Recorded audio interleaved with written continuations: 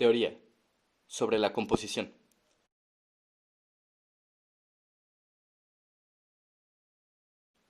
¿Qué es la composición? Cuando nosotros estamos organizando de una u otra manera elementos en el espacio, estamos haciendo un ejercicio compositivo. Piensa en la composición musical como un ejemplo.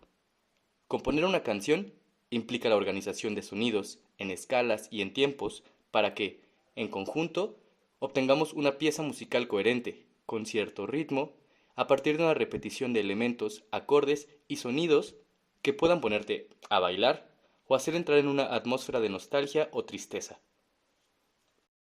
Una composición musical es una organización. Nosotros, en nuestra vida diaria, componemos un sinfín de organizaciones, de composiciones. Ejercicios como la ubicación de tu cama en relación con la ubicación de tu mesa de trabajo, la colocación de tus fotos, pósters, de tu espejo, todo lo que pones en las paredes. La organización de tu ropa por color, por tamaño o por ocasión. Todas esas son decisiones de composición. Ya sea por las cualidades de funcionamiento, de color o de tamaño, son elecciones conscientes para organizar elementos en el espacio.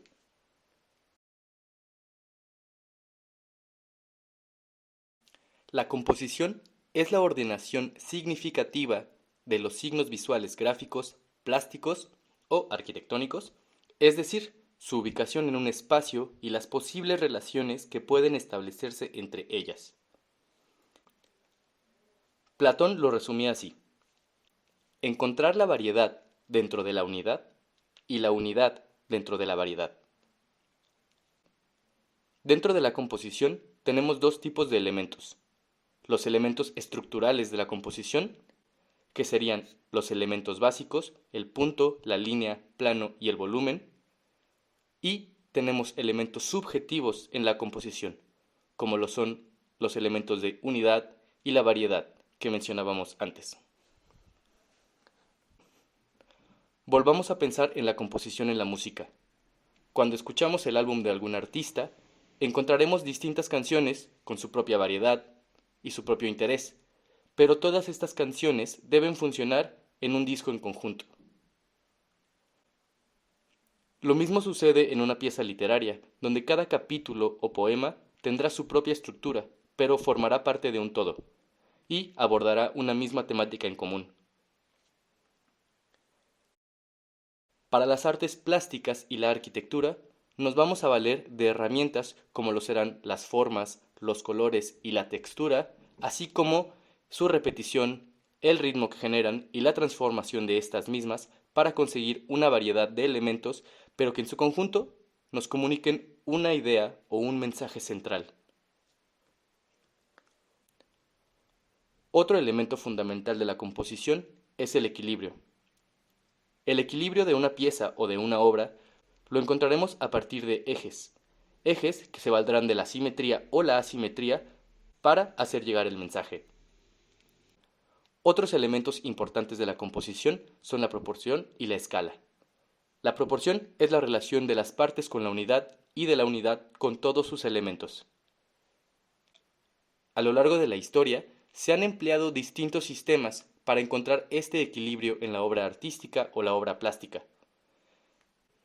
Desde el número de oro y el rectángulo áureo investigado por los griegos, hasta secuencias como la de Fibonacci, o también reglas relacionadas con el uso de ejes, la de los tres cuartos en la fotografía y el cine, o la del centro de interés.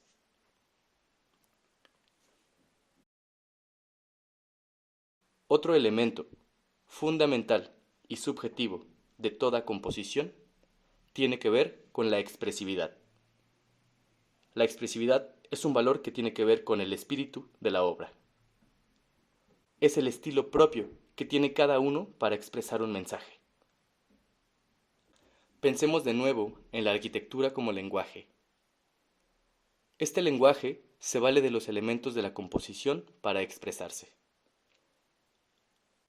Piensa en una conversación con tus amigos.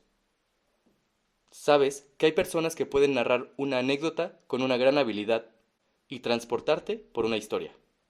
Saben generar misterio, saben hacer un momento cómico o generar tensión. A través del uso de la palabra, los silencios, la entonación y el ritmo, un mismo evento puede narrarse en mayor o menor medida según el alma de quien lo comunica. En el taller, articularemos nuestros primeros mensajes. Utilizaremos la expresión gráfica y plástica para trazar un sendero, un viaje o un sentimiento, tanto individual como colectivo. Video 3.1. Teoría. Punto, línea, plano y volumen. Los elementos conceptuales, estructurales de la composición están presentes en la naturaleza a nuestro alrededor. Nosotros, como seres humanos, hemos conceptualizado y abstraído estos conceptos para poderlos representar y recrear basados en nuestra observación de la naturaleza. Como todo arte, la arquitectura es una representación y una imitación de la naturaleza. Si observamos composiciones naturales, podemos encontrar geometrías que dictan la armonía en los elementos. A su vez, podemos encontrar los elementos de punto, línea, plano y volumen en todo lo que conforma nuestro mundo.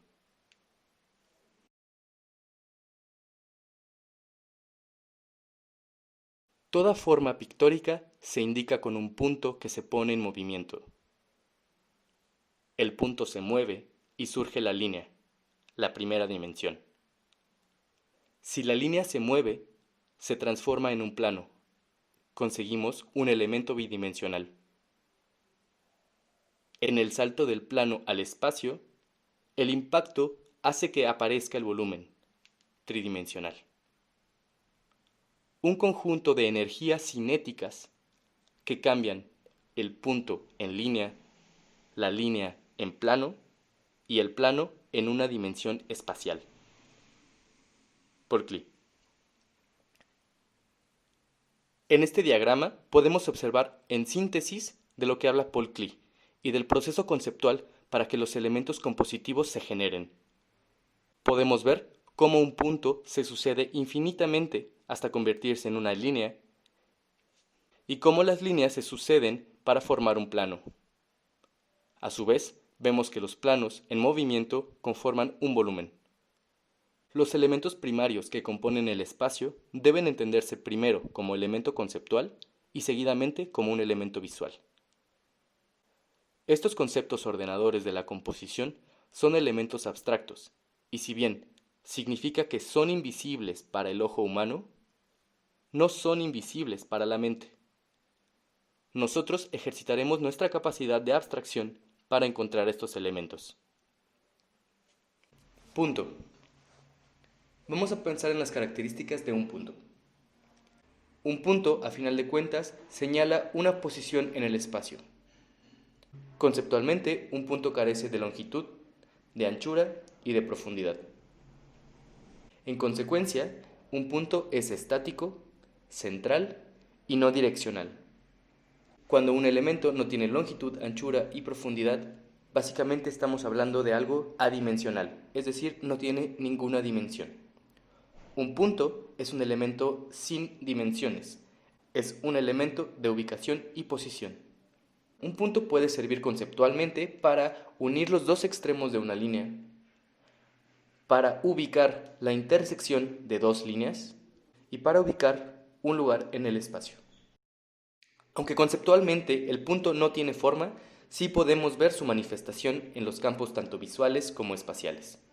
Un punto, entendido como un elemento de referencia en el centro de un entorno, vuelve este entorno estable y organiza los elementos a su alrededor. Cuando ese punto se pone en movimiento y se descentraliza, se genera una tensión. Aunque un punto es, como ya dijimos, un elemento sin dimensiones y sin forma, es un elemento básico para regir las composiciones de nuestro entorno. A partir de un punto, podemos diseñar una vista, un espacio o una ciudad. Línea. La prolongación de un punto se convierte en una línea. Esta prolongación genera que esta línea tenga longitud. Sin embargo, conceptualmente, esta línea carece de grosor y carece de profundidad. Esta sucesión de puntos expresa dirección, movimiento y desarrollo. Por lo tanto, al solamente tener una dirección, una línea es unidimensional. Si nosotros pensamos en un plano cartesiano, tendremos un valor de x en una línea, es decir, una línea tiene longitud. A diferencia de un punto, podemos decir cuánto mide una línea. Una línea puede servir para unir, asociar, dividir o rodear elementos visuales. Una línea sirve para definir la forma que tienen los planos. Una línea sirve y ayuda a articular la superficie de los planos que genera. Plano. Un plano se genera a partir de la sucesión de líneas. Si nosotros trazamos una línea y empezamos a dibujar líneas paralelas a esta misma línea, dependiendo de la relación espacial que nosotros definamos, es decir, qué tan separadas o próximas estén estas líneas paralelas entre sí, podremos percibir mucho más intensamente el plano que se genera. Un plano tiene longitud y anchura, pero carece de profundidad. Por consecuencia, los planos son bidimensionales. Si lo pensamos en un plano cartesiano, un plano tendrá X y tendrá Y. Una característica primaria del plano es la forma. Solo veremos su verdadera forma cuando nos situemos frente a él, ya que nuestra percepción de la forma de un plano se deformará por la perspectiva. Los planos comienzan a tener cualidades suplementarias como color o textura. Los planos delimitan un volumen. Volumen. Un plano, cuando se pone en movimiento, genera un volumen. Un volumen tiene longitud, anchura y profundidad. Es decir, que un volumen es tridimensional. Si lo ponemos en el plano cartesiano, un volumen tendrá dimensiones en X, en Y y en Z. Por sus características internas, todo volumen se compondrá de puntos, líneas y planos. Los puntos, donde se unen varios planos, se conocen como vértices. Y las líneas, donde se interceptan los planos, los conocemos como aristas. Todo volumen está delimitado y definido por planos o superficies. Es importante que entendamos que el volumen puede ser sólido, es decir, una masa que ocupa el lugar en el espacio, pero también un volumen puede ser un vacío, es decir, un espacio contenido entre sólidos. Es importante que cuando entendamos volumen podemos referirnos tanto a la materia sólida como a la ausencia de la misma. Punto, línea, plano y volumen como elementos compositivos. Básicamente, nosotros podemos utilizar estos elementos para transformar el espacio según nuestras intenciones y podemos articular un mensaje utilizando estos elementos.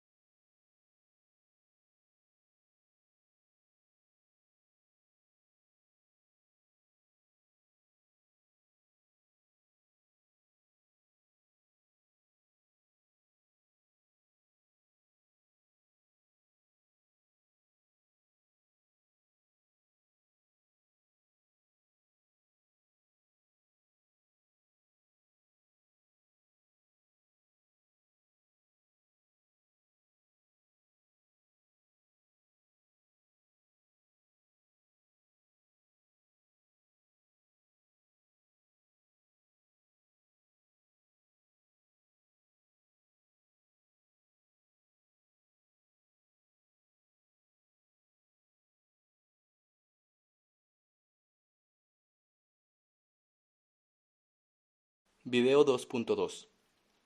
Teoría para taller gráfico. Apuntes sobre la calidad de línea.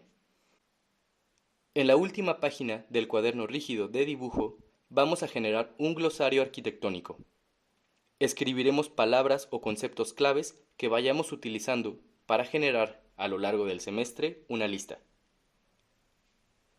Conforme vayamos añadiendo conceptos o palabras, vamos a ampliar nuestro vocabulario para entendernos en arquitectura.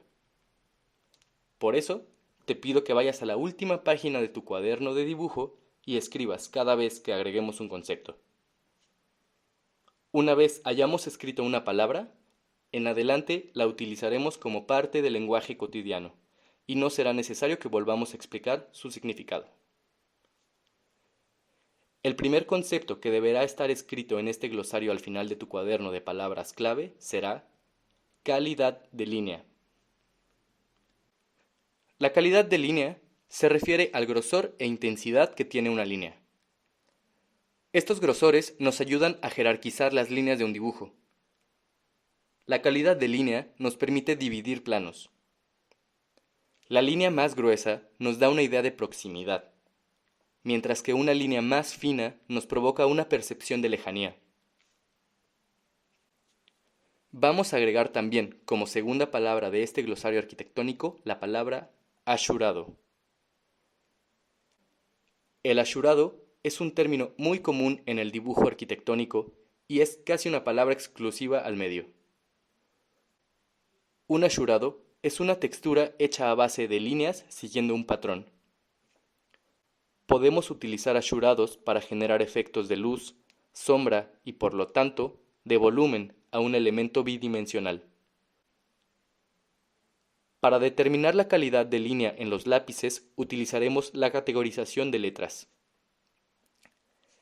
La letra H en los lápices viene del inglés hard, que significa duro. Estos lápices dejan poca huella de grafito en el papel. Yo te recomiendo que utilices lápices H o duros para trazar esbozos, ejes o primeras formas de una idea. La categoría B de los lápices viene del inglés black, negro. Estos lápices tienen un grafito más blando y permiten conseguir negros más intensos. Sin embargo, entre más alto es el grado de un lápiz B, también es más fácil que se corra y que pueda ensuciar tu dibujo. El lápiz HB es un punto medio entre los lápices blandos y los duros, con una inclinación más hacia los lápices suaves. En la escala numérica de los lápices le correspondería el 0. F corresponde a firm o firme. También es un punto medio entre blandos y duros, pero el lápiz se inclina más hacia ser un lápiz duro. El portamina. Es una herramienta fundamental y muy útil. La utilizaremos mucho para trazos que luego vamos a entintar.